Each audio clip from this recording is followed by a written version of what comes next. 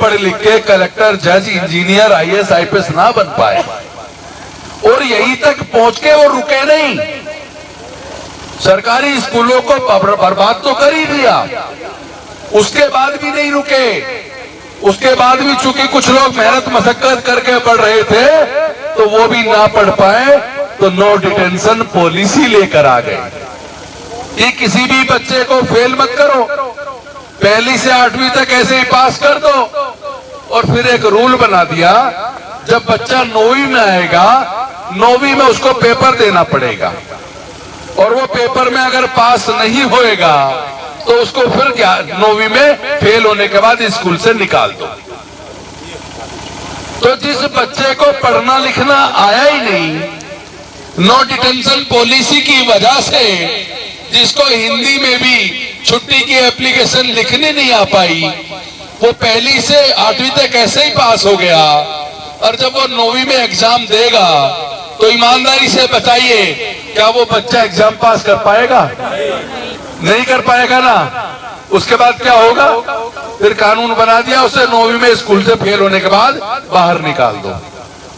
अब बच्चा जब 9वीं में फेल होकर बाहर निकलेगा, पढ़ना लिखना आया नहीं, इस काबिल बन नहीं पाया कि कहीं रोजगार मिल जाए, फिर जैसे जैसे उस बच्चे की उम्र बढ़ती है वैसे वैसे बच्चे की जरूरतें बढ़ती है, और वो बच्चे की जरूरतें पूरी करने के लिए उसके माँ बाप के पास पैसा नहीं है, इस लायक बच्चा बन नहीं पाया कि पढ़ लिख के कहीं नौकरी कर जाए, तो धीरे धीरे बच्चा डिप्रेशन में जाता है, और जब डिप्रेशन में जाता है तो उस डिप्रेशन से निकलने के लिए फिर वो बच्चा नशे का शिकार हो जाता है, और जब वो नशे का शिकार हो जाता है, धीरे धीरे उसे नशे की लत पड़ जाती है, फिर उसको पैसा चाहिए उस नशे की पूर्ति के लिए, फिर वो सबसे पहले अपने घर में चोरी करता है, उसके बाद वो बाहर भी चोरी करता है, फिर वो पकड़ा जाता, जेल जाता है, जेल से छूट के आता, फिर चोरी करता है, फिर जेल जाता है, उसको पता ही नहीं चलता कब से वो भोला भाला बच्चा एक अपराधी बन गया। तो क्या सरकारों को ऐसा करना चाहिए था? इसका मतलब सरकारों ने खुद ही ऐसी पॉलिसी बना दी जिससे अपराधी पैदा हो, मजदूर पैदा हो, गरीब पैदा हो, दीनहीन पैदा हो। और भाई सरकारी में बच्चे ज्यादातर किनके पढ़ते हैं? जिनके पास पैसा नहीं है, जो गरीब है। और देश में गरीब कौन ज्यादा है? कौन ज्यादा है? किसान ज्यादा है, अनुसूचित जाति जनजाति के लोग ज्यादा हैं, पिछड़े वर्ग के लोग ज्यादा हैं, माइनॉरिटीज के लोग ज्यादा हैं, और जो दूसरी जातियां हैं, जो सक्षम जातियां हैं, उनमें भी जो गरीब है उसकी भी हालत बिल्कुल उनके जैसी है। तो ये मैं पूछना चाहता हूं, जो सरकार अपने देश के युवाओं के भविष्य को अंधकार में डालने का काम करे, जो सरकार अपने देश के युवाओं के भविष्य को बर्बाद करने का काम करे, जो सरकार अपने देश के युवाओं को नशे में डालने का काम करे, जो सरकार अपने देश के युवाओं के भविष्य को बर्बाद करने का काम करे, क्या ऐसी सरकारों को सत्ता में बना रहना चाहिए? नहीं रहना चाहिए ना। तो अब आप समझ गए नो डिटेंशन पॉलिसी क्यों आई? सबकी समझ आई या नहीं आई? अभी क्या दोबारा बताऊं? आ गई सबकी समझ में। तो भाई अब देश को बचाने का समय है। जब महंगाई बढ़ती चली गई, नौकरियां हैं नहीं, प्राइवेट स्कूल खुलते जा रहे हैं, और वो स्कूलों तक सीमित नहीं रहे, अब प्राइवेट कॉलेज भी बहुत बड़ी मात्रा में खुल गए। प्राइवेट जहां भी चले जाओ, किसी भी हाईवे पर private engineering college, private management college, private medical college, और वहां बच्चे की साल की फीस का खर्चा लाखों रुपए में है, लाखों रुपए में। तो क्या गरीबों के बच्चे लाखों रुपए का खर्चा उठा के पढ़ सकते हैं? यानी कि युवाओं के सपनों को चकनाचूर कर दिया। क्या बच्चों की पढ़ाई का खर्चा सरकार को नहीं उठाना चाहिए? अगर कोई गंभीर बीमार हो जाए तो क्या उसके इलाज का खर्चा सरकार को नहीं उठाना चाहिए? जो अमीर है उसे सरकारों की जरूरत नहीं है।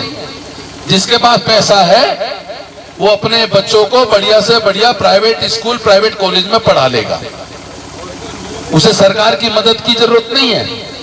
जिसके पास पैसा है वो अपने पैसे के दम पर बीमार होने पर बढ़िया से बढ़िया प्राइवेट अस्पताल में अपना इलाज करा लेगा, उसे सरकार की जरूरत नहीं है। लेकिन ऐसे लोग देश में ज्यादा से ज्यादा 5% होंगे जो अपने पैसे के दम पे महंगे से महंगी शिक्षा ले सके और महंगे से महंगा इलाज कर सके। भाई 95% तो लोग ऐसे हैं ना जिन्हें सरकार की मदद की जरूरत है। तो जब सरकारों ने हाथ खड़े कर दिए, बड़े बड़े पूंजीपतियों के बड़े बड़े अस्पताल खुलवा दिए और पैसे वाले लोगों के प्राइवेट कॉलेज खुलवा दिए, प्राइवेट स्कूल खुलवा दिए और बड़े नेताओं ने भी अपने हॉस्पिटल खोल लिए और अपने पब्लिक स्कूल खोल लिए, तो भाई देश के बच्चों का भविष्य तो बर्बाद होना ही था। और जब देश के बच्चों का भविष्य बर्बाद होने लगा, चारों तरफ अंधकार का माहौल छा गया, युवाओं में निराशा फैल गई, ऐसे में दिल्ली से एक आशा की किरण के रूप में माननीय अरविंद केजरीवाल निकल कर आए। जब हमारी सरकार बनी 2015 में, हमने संकल्प किया कि सबसे पहले सरकारी स्कूलों को सुधारना है, सरकारी अस्पतालों को सुधारना है। पूरे दुनिया के अंदर कोई दूसरी सरकार नहीं है, केवल भारत नहीं बोल रहा हूं मैं, पूरी दुनिया बोल रहा हूं। पूरे दुनिया के अंदर कोई दूसरी ऐसी सरकार नहीं है जिसने अपने टोटल बजट का 26% एजुकेशन पे खर्च करके अपने सरकारी शिक्षा के स्तर को सुधारने का काम किया हो। ये केवल दिल्ली ने कर दिखाया, माननीय अरविंद केजरीवाल जी ने कर दिखाया। और पूरे भारत में कोई दूसरी ऐसी सरकार नहीं है जिसने अपने टोटल बजट का 13% हेल्थ पे खर्च करके सरकारी अस्पतालों को बेहतरीन बना दिया, कॉलोनियों में मोहल्ला क्लिनिक खोल दिए, इलाज की बेहतरीन व्यवस्था कर दी, सारी दवाइयां फ्री कर दी, सारे टेस्ट फ्री कर दिए, पूरा इलाज फ्री कर दिया। आज दिल्ली के सरकारी स्कूल इतने बेहतरीन हो गए हैं कि लोग प्राइवेट स्कूलों से पैसे वालों के बच्चे भी नाम कटा के सरकारी स्कूल में अपना नाम दर्ज कराने के लिए अप्रोच लगा रहे हैं। इसका मतलब ये हो तो सकता है, ये संभव है, पूरे देश के सरकारी स्कूलों को, अस्पतालों को अच्छा बनाना संभव है। लेकिन होगा कब? इसके लिए नियत चाहिए, नियत। अरविंद केजरीवाल की नियत है तो उन्होंने कर दिया। योगी जी की नियत ठीक नहीं है, उन्होंने नहीं किया। मोदी जी की नियत ठीक नहीं है, उन्होंने नहीं किया।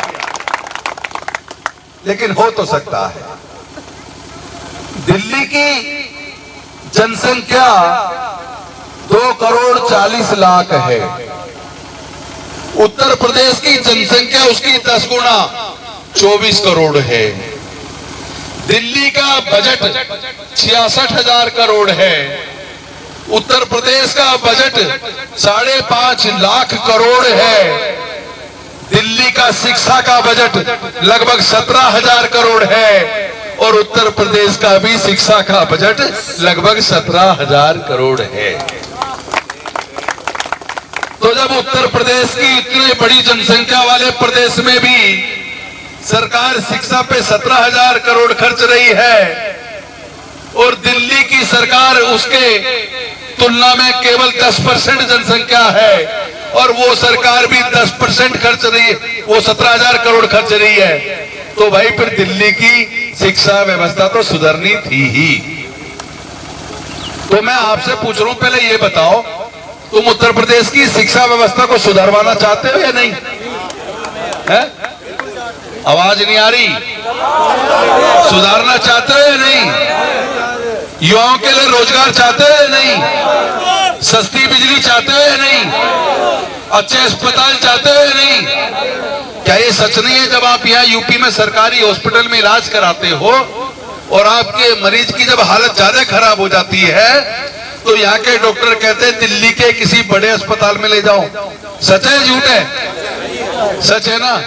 तो भाई अगर दिल्ली के अस्पताल अच्छे हो सकते हैं, दिल्ली के स्कूल अच्छे हो सकते हैं, दिल्ली में सस्ती बिजली हो सकती है, दिल्ली में पानी मुफ्त हो सकता है, दिल्ली में महिलाओं को यह यात्रा फ्री हो सकती है, दिल्ली में सीनियर सिटीजन को तीर्थ यात्रा फ्री हो सकती है, दिल्ली के अंदर पेंशन बुजुर्गों को, विधवाओं को, विकलांगों को 2500 हो सकती है, इसका मतलब हो तो सकता है लेकिन नीयत चाहिए। आज उत्तर प्रदेश के मुख्यमंत्री जी ने उत्तर प्रदेश को जंगल राज में बदल के रख दिया। भय का वातावरण है, भाई भाई में दरार पैदा कर दी, जाति और धर्म की राजनीति हो रही है, मंदिर मस्जिद की राजनीति हो रही है। मैं आप सबसे पूछना चाहता हूं, आपका भविष्य कहां से बन सकता है? मंदिर मस्जिद से बनेगा या अच्छे स्कूलों से बनेगा? अच्छे स्कूलों से बनेगा ना। हजारों करोड़ इकट्ठा किया जा रहा मंदिर के लिए। अरे मंदिर तो हम सारे मिलकर बना देंगे, तुम अच्छे स्कूल बना दो, तुम अच्छे स्कूल बना दो, तुम अच्छे अस्पताल बना दो, युवाओं को रोजगार दे दो, महिलाओं को सम्मान दे दो, महिलाओं को सुरक्षा दे दो।